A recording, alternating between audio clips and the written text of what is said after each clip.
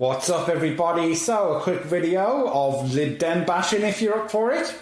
We start with this article.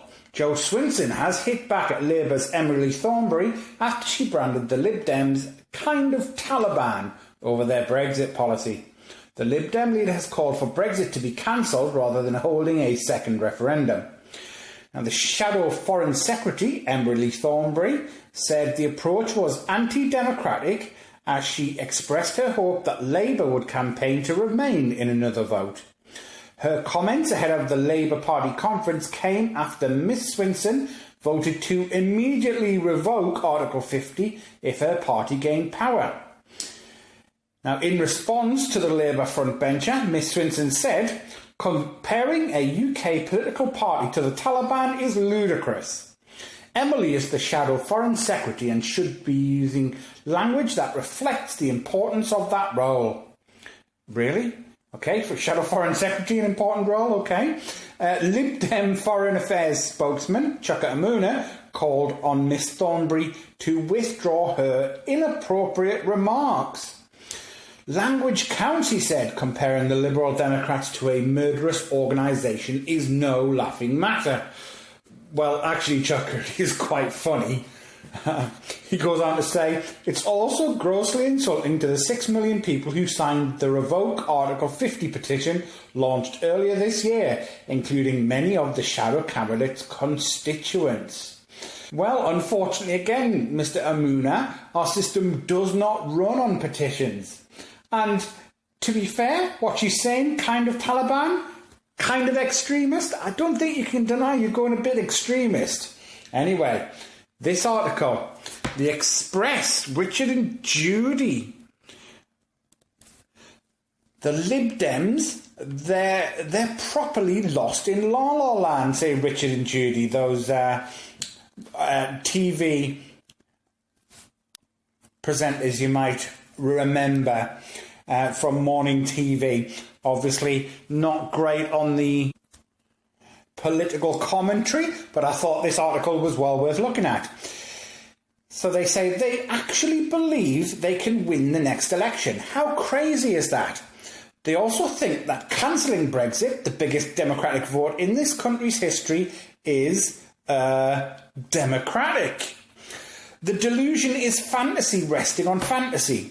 The twisted logic goes something like this. The Lib Dems win an election on a pledge to remain permanently in the EU. So that means the people want Brexit cancelled, right? What? Wrong. Parties can form governments with not much more than a third of the vote. So a minority election result would trump a majority referendum one. This is the democracy at work on planet Lib Dem. And in brackets at the end, "Oh, and on the subject of the referendum, remind me, which was the first mainstream party to repeatedly call for it? Oh yeah, the Lib Dems." Okay. And then we go on to this third one. We'll keep this video short. From the Express again, obviously another opinion piece, but this is Carol Ann Malone, who is an English TV presenter, journalist and broadcaster. She says Jo Swinson is a 24-carat anti-democratic hypocrite. She says, "Every time Lib Dem leader Jo Swinson opens her screechy mouth, I get an overwhelming urge to run headlong into a wall." Well, wow, Carol, you're saying just exactly what I would say. Me too. This woman loves posing with her arms spread out, allowing her loyal supporters the time to bend the knee. Anyway, makes me very uncomfortable seeing this. She really does believe she's going to be Prime Minister, I think.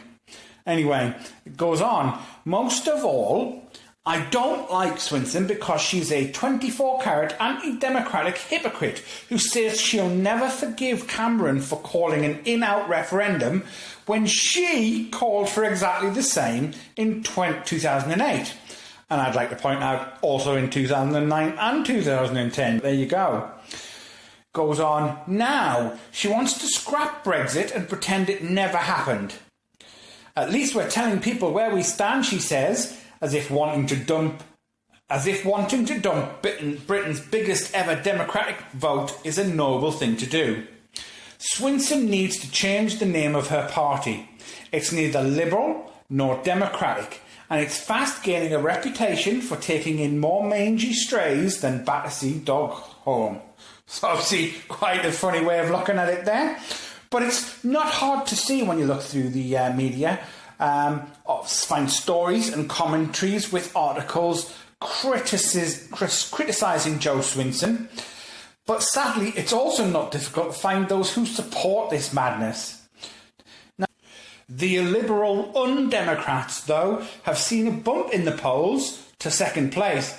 So what do I know about this anyway? Well, what do you think? Leave a comment below. Thanks for listening to the video, guys and girls. Like, share, subscribe if you appreciate what we do.